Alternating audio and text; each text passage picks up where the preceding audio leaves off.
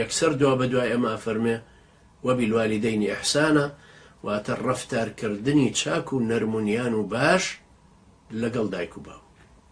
ڕەفتارکردنی جوان لەگەڵ دایک و باوک یەکێکە لە ئەرکە سەرەکیەکانی ئینسانی مسلمان.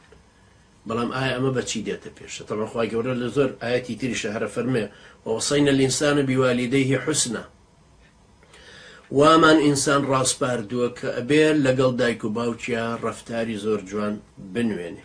ڕەفتاری جوانیش بنوێنێ دیارە کۆمەڵێک ئادابی خۆی هەیە. یەکەم ئاداب بریتە لە گوێڕایەڵیکردنیان لە چاکەدا. گوێڕایەڵیکردن یعنی ملکەچی دەربڕین بۆیان، ئامۆژگاری وەرگرتنیان، گوێڕایەڵی دەربڕین مادام لە شتێکی خێرایە. ئەڵێ کوڕم ئەو کچەت لێ ماراکەم ئەبێ بیخوازی، یاڵێ باوکە ئاخر بە دڵم نییە، نا هەرە بێ بیخوازی، بە قسەی ناکەی. ئەڵێ کچم داوای تەلاق بکە جیا بەرەو لەو پیاوە کەمەڵە مەشاکیلی بۆ دروست سەمەتەعی بۆ دەرنابڕی، خێزانی خۆتە و مێردی خۆتە و دانیشتویت و ماڵێکی ڕێک و پێک و سوکناتان پێکەوەیە و بۆچی شەشەکە دروست دەکەی. دایک و باوک مافی ئەوان نییە کچێک بە زۆر مارەکەن، کوڕێک بە زۆر ژنی بۆ بێن، یا هاوسەرگیریەکە هەڵوەشێنەوە پێیان. مافی ئەمان نییە و کوڕ و کچەکارێکە توانێت التیزامی بەڕێی خۆیەوە هەبێتەوە. چونکە خوای گەورە فەرمێە وإن جاهداك على أن تشرك بما ليس لك به علم فلا تطعهما. ئەگەر ئەوان دایک و باوک هەوڵیاندا شەریک بۆ من بڕیار بدەی بە قسەیان مەکە. وصاحبهما في الدنيا معروفة. بەڵام لە ژیانی دنیایانە هەرە بێ بە ڕەفتارێکی جوان نەرمونیان ڕەفتاریان لەگەڵا بکەی، وەلەو باوکەکە کافریش بێ یا دایکەکە. ڕەفتاری جوان بەڵام بە قسەیان ناکەی. بە قسەمان نەکرد لەم شرکەیە لە معسیەتی خوایشە هەر وەکو تەلاقدانەکە بە هەمان شێوە هەشێ بە قسەی نەکەی، واتە لە ناشەرعیە بە قسەیان ناکەی.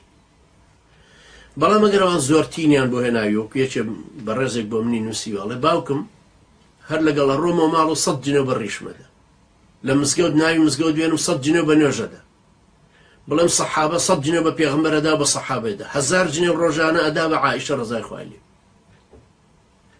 ئەڵێ هەر قسەیەکیش بکەی بە گرتت دەدەم ئەڵێم تیرۆریستە. من طبعا وەسیەتم بۆ ئەم جۆرە کوڕانە بڵێ منەتن نەبێ بڕۆ تەسلیم بکە، تۆ بن بۆ تیرۆریست خانە. کابرای تیرۆریست خانی تیرۆریستی پێت دەڵێ تۆ لەسەر چیوە تیرۆریستی بۆچی پەیوەندیت بەکوێوە هەیە؟ باوکت 100 درۆی کردووە، درۆکان یەکێکە چنەوە بەدوای. تۆش زمانت هەیە پێڵ کاکە وەڵا لەسەر ئەمەیە. باوکم نایە دین وەربگرم، باوکم نایە ئیسلام وەربگرم، 1000 جنێو بە عایشەدا، 1000 جنێو بە پێغەمبەرەدا، 1000 جنێو بە خوای گەورەدا، تف لە ڕیش مەکە. یعنی تەسەور کە ئەم برایەڵێ هەموو ڕۆژێکە ڕۆمەوە ئەم باوکەم تف لە ڕیش مەکە. بۆم نووسیوتم بڕۆ ماڵەکە بەجێبێڵ. ئەمە تەبعا سەمع و تەاعی بۆ دەرنابڕی. ئەمە ئەگەر هەموو ڕۆژە کەتفی تێ کردی چینە شەقی تێ هەڵڵەی لەم باوکە ئیشێکی چاکت کرد و پیاوەتیت کرد. بەڵام من بە نەزەری من ئەو کێشەیەش دروست نەکەی چکە خوشک و برایترت هەن و ئەوانە دایکیشە تەمان بێدەسەڵاتە بۆیە ناتوانێت دیفاع لێ بکە. هیچ مەناعەتی نییە ئەم باوکە خوێڕیە، مەناعەتی نییە تفێ بکاتە ناوچەوانی ئەویش و تەلاقیدا بە کۆڵە مناڵ. تۆ ماڵەکە بەجێبێڵ، بڕۆ زگوردی بژی، کرێکاری بکە و لە شوێنەکە سوکنات هەبێ و لە شوێنەکە بژی لای ڕەفیقێک لای کەسێک لای ئەوان. هەرچەندە ڕێگایەکی خراپە بەس چی بکەین؟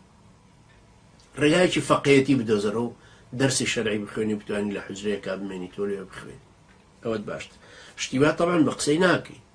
بەڵام گوێڕایەڵیکردنی دایک و باوک زۆر زەروریە. پێغەمبەری خوا عەلەیهی سەڵات وسەلام فەرمێ سەرم سوڕەمێنێ لەو کەسەی کە دایکیان باوکی ماوە، یەکێکیانی ماوە لە والیدەینە پێی ناچێتە بەهەشت. یعنی ئەوەندە خزمەتی ناکە حتاکو لێی ڕازی بێ، ڕازیبوونی ئەویش ڕازیبوونی خوای پەروەردگار. خوای گەورە فەرمێ وەخفض لەهما جەناح الذل من الرحمة. باڵی زەلیلی خۆتیان بۆ ڕاخە با بەسەریا بڕۆن. یعنی سەیری ئەو تەسویرە ئەو وێناکردن وەکوی تۆ باڵێکی درێژت هەیە وەکو باڵندە قۆڵی خۆتت ئاوە درێژ کردووە ئەو بەسەریا ڕوە دێتە سەر شانە دایک و باوکت، نەک ئەولادەکەی خۆت دێتە سەر شانت عادیە بەلاتۆ. دایک و باوکت پێویستە ئەوەندە ڕازیکی. جۆڕایەڵیکردنیان ئەوەیە کە هیچ شتێک نەکەی کە ببێ بە مای خەمهێنان بۆیان. گەورەترین شتێک کە خەمە هێنە بۆ دایک و باوک لاساری کوڕ و کچەکەی ئەولادەکان کە سەرپێچیەکەن سەرپێچیکردنی ئەولادەکان یەکێکە لەو سەبەبە سەرەکیانە کە دایک و باوکەکەەوە ئازان ڕنج بە خەسار دەرچوو دایک بێیان باوک خەفەت زۆرە خۆن لەوەی کە ئەم کەسە وای لێ هاتوو پێغەمبەری خوا عەلەیهی سەڵاتو وسەلام وەکو حەدیسی بوخاریە ژمارەکەی 2653 فەرمێ ئەکبەر الکەبائیری گەورەترین گوناح بریتیە لە چی الإشراك بالله هاو بەشدانان بۆ خوای پەروەردگار وقتل النفس قتل کوشتنی خەڵکی بێتاوان وعقوق الوالدين سەرپێچیکردن لە فەرمانی دایک و باوک وقول الزور شایەتی درۆ سەیریکەن سێم ڕوتبەیە دوای شەریک بۆ خوادانان کە چەند گەورەی خوای گەورە لێ خۆش نابێت دووهەم قەتڵ چەند گەورەیە لای خوای گەورە سێهەمین شت سەرپێچیکردنی فەرمانی دایک و باوک لەبەرەوە زۆر ضروریە ئەم سەمع و تەاعەیان بۆ دەرببڕن و من نەماوە طبعا دایک و باوکم بۆیە ناڵم ببڕین و ئێوەش ئینشاءالله هەروەکوتم تاعەتەکانیش ئەو جۆڕایەڵەش ئەبێت لە چاکای بێ وەکو پێغەمبەری خوا عەلەیهی سەڵاتو وسەلام لە حەدیسی بوخاری و موسلمە ئەفەرمێ ئینەمە الطاعەة في المعروف يعني جۆڕالی کردن تەنها ئەبێت لە چاکەکاریە بێ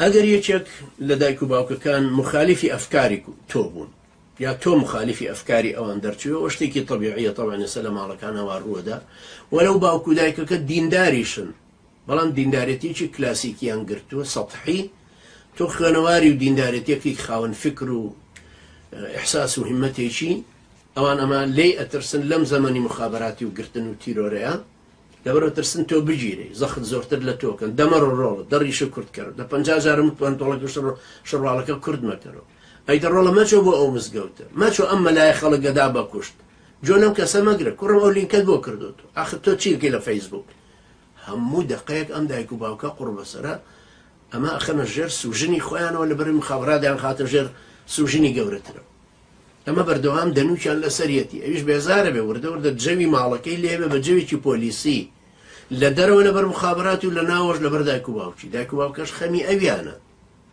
بەڵام ئەمە ئەبێت لە هەردوو لاو دایک و باوکەکانیش ئەبێ عەقڵیان پێ بشکێ ناشێت تۆی دایک کچەکە دوار ڕابێنی کە خۆت لە کچێتی ڕاهاتووی چکە زەمانەکە فەرقیە نابێ منی باوک کوڕەکەم وا پەروەردەکەم ئەو کاتێک کە من عمرم 17 بووە ئەمیش وا ڕەفتار کات زەمانەکە گۆڕاون شوێن و کاتەکانەوەی گۆڕاون و ئەو شتانش کە ئەمان عەقڵیان پێشکە ئەمان تەکنۆلۆجیاکیان لەبەردەستایە و زیرەکن و ئەوانە بەڵام فێری ئادابەکانیانەکەین لەبەر ئەوەش ضروری هەردوو لامان ڕەچاوی بکەین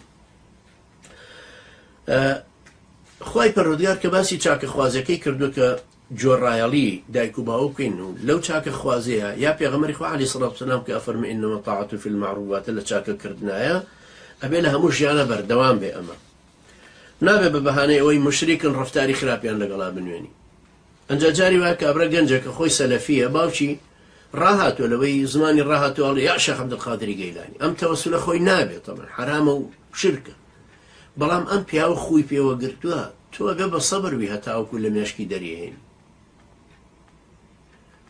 سەبرگرتنەکەی تۆ دەلیلی تۆ ئەنجا مەرجیش نییە بە قسەی تۆ بکە جاری وایە یعنی من کاتێک کە بە باوکمەوە دەمە دەتوانی تێمم بەکاربێنی و تێمەم بۆ چیە ئەوە کانیەکەی توان بچمە سەر کانیەک لە پێشمەرگایەتیشە لە حرەسیاتا بوو بە تەنیاژە چوە و سەرکانیە پێشمەرگەکانی تر ڕەفیقەکانی تری خەمیان بوو کە بیکوژنەوە عمری 72 ساڵیش بوو لەبەرەوە ئەمان و باشە وەکو ئانی تر تێمم بکەی و ئاخر ئاوە سەیری دەموچاوی فڵانت کردو دوسێ ڕۆژە ئاوی بەرنەکەوت و هەر خۆڵەکە ئاوە دەموچاوێ حکمی تێممەکە وایە شتێکی سروشتیشە لەبەرەوە دائیمە ئەبێ حساب بۆ بکەین کە لە سەردەمانی ژیانیانە هەر بەو شێوە ڕەفتاری جوانیان لەگەڵا بکەین